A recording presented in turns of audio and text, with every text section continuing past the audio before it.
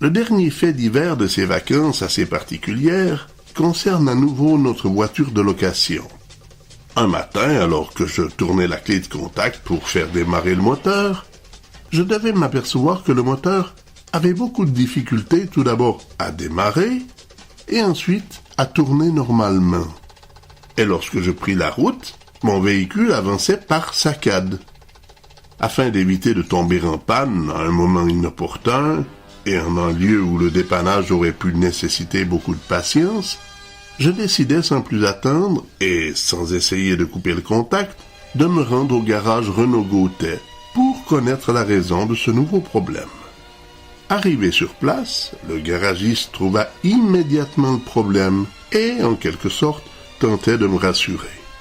Tout en me montrant les câbles d'alimentation, ce professionnel de la mécanique me fit savoir que, durant la nuit, des fouines s'étaient introduites sous mon capot et s'étaient faites les dents avec ces câbles, les mettant ainsi dans une condition très critique. À l'heure où je compose ces lignes, le 30 mars 2004, je prévois très sérieusement de gagner à nouveau la Suisse cet été et m'apprête d'ailleurs à aller faire la réservation de nos billets d'avion.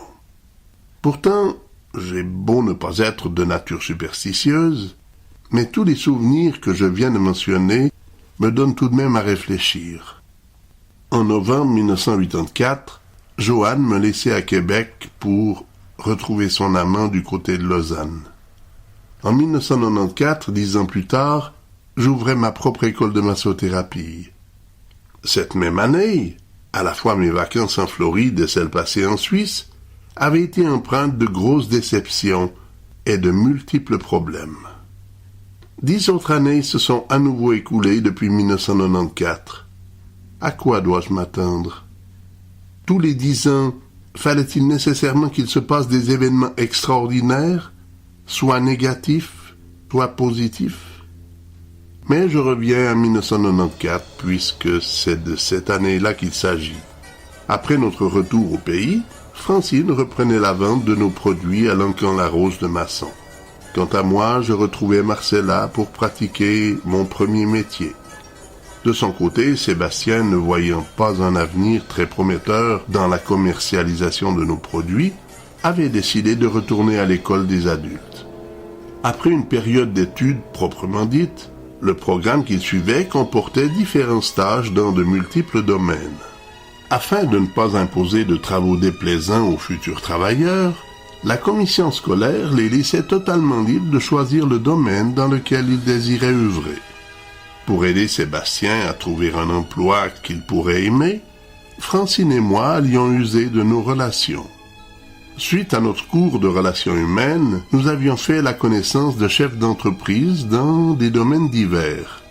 Le premier d'entre eux fut Richard Pearson, monteur en immobilier de cuisine. Le second concernant le domaine de la carrosserie et restauration de véhicules endommagés auprès de Paul Mercier à Buckingham. Ces 2 stages firent prendre conscience à Sébastien que les travaux à la fois physiques et rapides, surtout lorsque le travail oblige à travailler avec un patron, n'étaient pas vraiment dans ses goûts. Alors il se fit engager en tant que commis étalagiste à l'emploi de Canadian Tire, l'un des plus gros magasins du pays dans les domaines de la construction, de la mécanique et des bricolages de tout genre. Pour terminer ses stages, notre jeune homme de 20 ans allait se faire engager au restaurant La Verrière du boulevard Maloney. Il allait de soi que ses premiers travaux ne furent pas des plus motivants.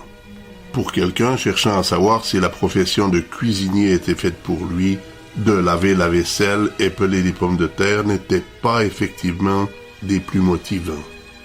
Cependant, sa bonne éducation ainsi que son tempérament calme plaisaient beaucoup à ses employeurs.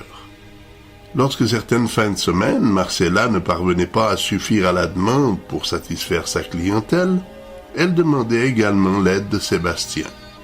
C'est donc à de nombreuses reprises que nous eûmes à travailler ensemble. Fin de semaine au paradis.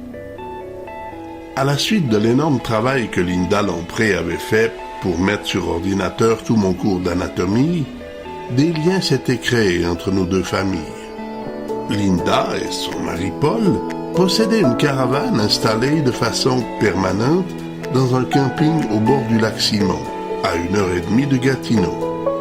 Pour ce couple de travailleurs autonomes, comme il en était de même pour mon oncle Charlie au camping des Clus, leur caravane était en quelque sorte le seul endroit où ils pouvaient se retrouver en terrain neutre et sans être sollicités par leur clientèle. Tous les vendredis soirs, après avoir fermé la porte de leur carrosserie, accompagnés de leur fille Geneviève et de leurs 2 chiens, Paul et Linda prenaient la route de la campagne et gagnaient leur coin de paradis au lac Simon. Mais désirer ne plus devoir travailler durant 2 jours ne voulait pas nécessairement dire se retrouver totalement seuls. De nature très sociable, ils avaient également beaucoup de plaisir à recevoir des invités, allant même jusqu'à leur offrir l'hospitalité pour passer la nuit en leur compagnie dans un cabanon voisin de leur caravane. Et c'est ainsi qu'un jour de l'automne 1994, nous fûmes parmi les privilégiés à être invités pour passer une fin de semaine dans le calme et la fraîcheur. Depuis plus de 15 ans, aucune naissance n'avait eu lieu dans la famille de Francine, pourtant nombreuse. De ce fait, les sœurs de Francine considéraient comme un privilège et un grand bonheur lorsqu'elles avaient la chance de pouvoir garder Karine durant une fin de semaine. En ce qui nous concernait, sachant que notre fille adorée était la plus choyée de toutes par ses tantes, nous pouvions enfin relâcher notre attention et relaxer. Lorsqu'en Europe, dans tous les programmes télévisés, l'on nous montre les paysages typiques du Canada, ces derniers sont toujours représentés par des lacs, des forêts et des chemins de campagne. Eh bien, en toute sincérité, je ne pense pas qu'il soit possible de trouver plus typiquement canadien que ce paradis du lac Simon. Soirée inoubliable que ce samedi de septembre 1994. Alors que le soleil s'enfonçait dans le vert feuillage des forêts avoisinantes, tout en émerveillement devant ce panorama, nous débutâmes la soirée assis autour d'une table devant un verre de blanc, en mangeant notre spécialité suisse, une fondue au fromage. Lorsque sous l'énorme bouleau qui dominait leur petit terrain, la nuit eut totalement fait disparaître le décor de rêve qui nous entourait, autour d'un feu de bois, nous réalisions combien nous étions chanceux de vivre de tels moments. Le lendemain matin, Geneviève, la fille de Paul et Linda, alors âgée de 12 ans, allait nous faire découvrir un autre jardin d'Éden. À peine 15 minutes de marche de leur caravane, au sommet d'une petite colline au cœur de la forêt, se trouvait un petit lac. Aucun sentier n'en faisait le tour. Seule une cabane aménagée se trouvait à l'autre extrémité du lac en question. Beaucoup de branches mortes étaient tombées au fond de l'eau et commençaient à se décomposer. Pourtant, cet aspect naturel n'enlevait rien à la pureté et à la limpidité de cette eau cristalline. Un tel paysage ne pouvait exister en Suisse. Un lac totalement vierge, où l'homme n'avait pas encore laissé de marque et prouvé qu'il était capable de salir et détruire ce que Dieu avait créé.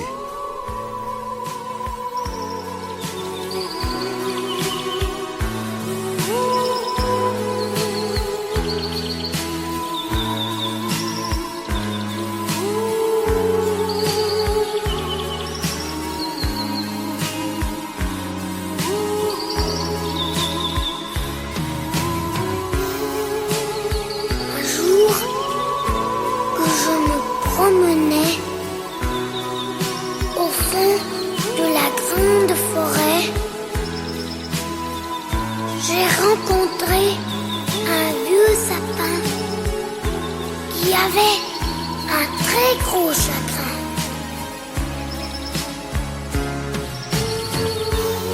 Il avait l'air si malheureux.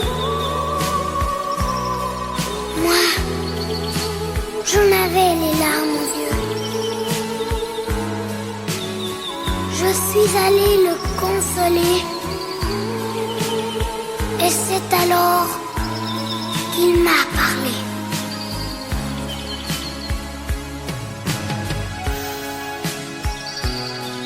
Tu sais, petit, j'aimais la vie.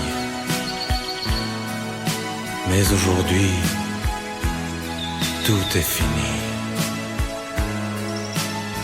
Le monde a perdu la raison. La pluie est devenue poison. Va voir les hommes dans leur usine. Dis-leur d'arrêter les machines. Dis-leur qu'il reste un peu d'espoir. Dis-leur avant qu'il soit trop tard.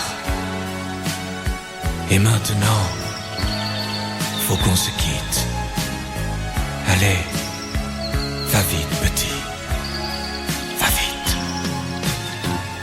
Alors, j'ai couru comme un fou. Et j'ai crié, arrêtez tout, arrêtez tout. Vous êtes en train de tout détruire. Demain, c'est la forêt qui va mourir. Mais ils ne m'ont pas écouté. Alors, je me suis mise à pleurer. Je n'irai plus dans la forêt. Je n'irai plus.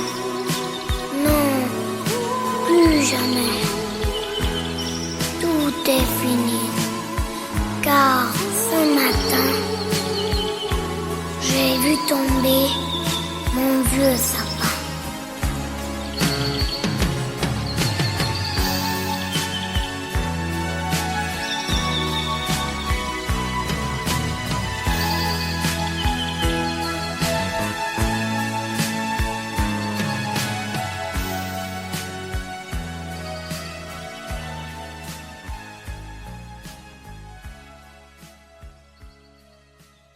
De retour à la caravane, nous eûmes la surprise de constater la présence de Benoît. Ce jeune homme avait été l'un des participants du cours de relations humaines avec qui Paul et Linda, Francine et moi avions participé. Lui aussi, profitant de cette journée magnifique, avait décidé de prendre un bol d'air frais en rendant visite à la famille Mercier. Durant l'après-midi, Paul proposa, alors que ces dames relaxaient sur le hamac et les chaises longues, que Sébastien, Benoît et moi l'accompagnâmes sur le lac Simon pour y faire un tour de bateau. En effet, de par sa profession, Paul était souvent en relation avec des amateurs de bateaux de plaisance. Et de ce fait, il s'était lui aussi doté de ce moyen de détente populaire pour les gens de la région. Je dois avouer effectivement que cette expérience fut à la fois très plaisante et en même temps très instructive. En suivant la route rurale qui bordait le tour du lac, la forêt rendait anonyme chaque contour, chaque crique qui donnait au lac Simon un aspect si attirant. Par contre, vu du lac, nous avions un point de vue totalement différent, puisque rien ne se trouvait entre la rive et nous. Autre aspect qui donnait au lac Simon un cachet particulier, c'étaient les îles qui le composaient. Certaines habitées, d'autres trop petites pour l'être.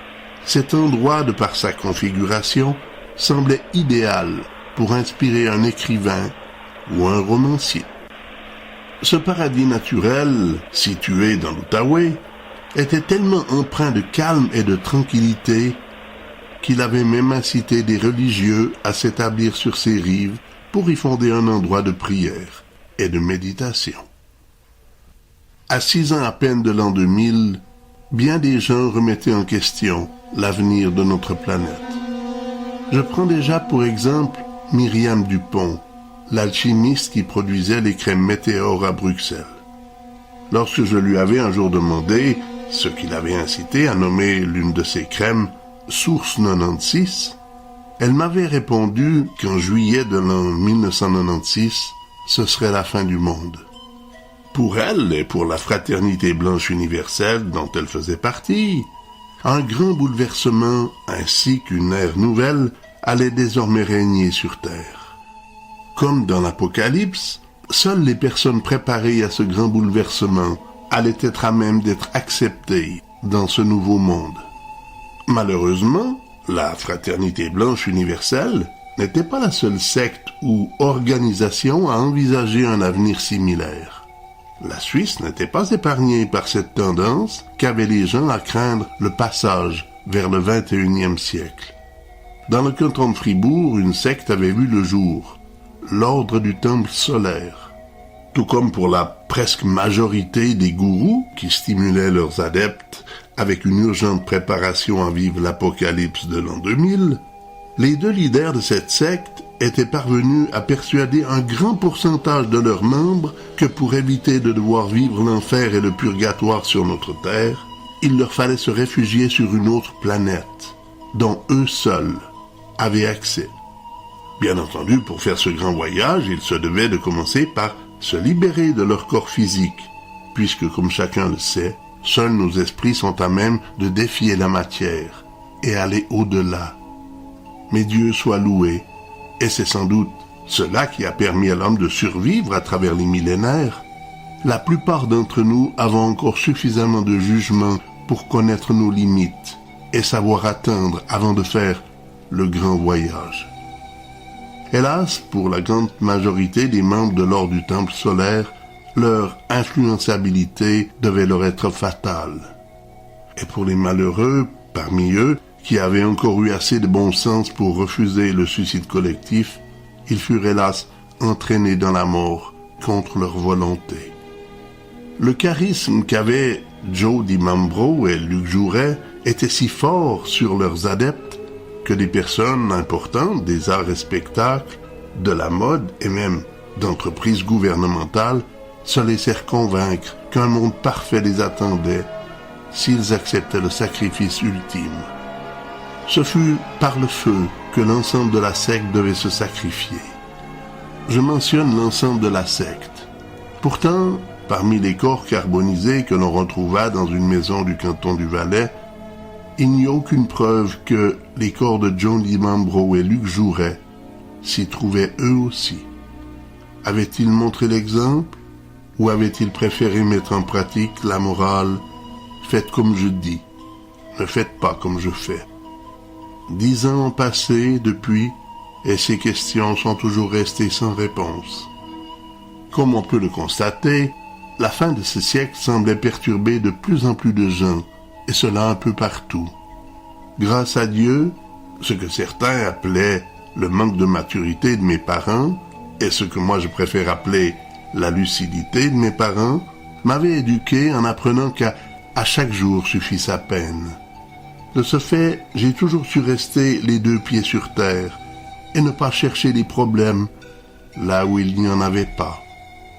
Cependant, il aurait été faux de croire que malgré toute ma lucidité, rien ni personne ne pouvait nous atteindre.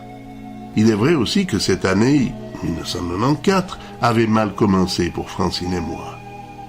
C'était étrange, mais on aurait dit que la naissance de Karine avait brisé nos liens familiaux au lieu de les renforcer. Cependant, j'étais conscient que ce phénomène naturel était chose courante après un accouchement. J'espérais donc qu'un jour, les choses allaient à nouveau redevenir normales.